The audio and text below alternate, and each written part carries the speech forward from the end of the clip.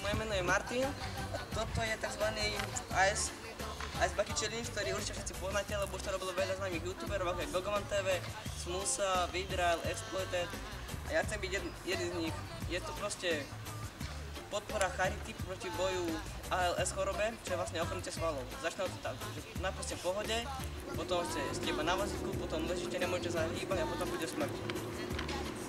Teraz sa idem obrať túto 8-litrovým kyblom, 8 litrov vody tam myslím. A ešte potom pristavujem aj nejaké peniaze.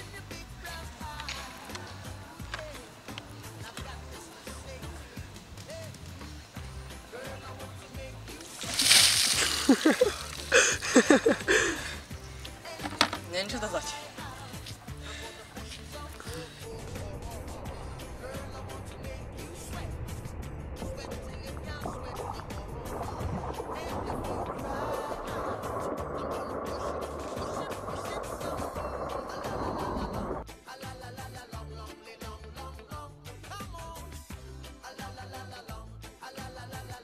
Som zabudol dodať, že proste každý tam pridáva 3 ľudí, ktorí to mohli robiť.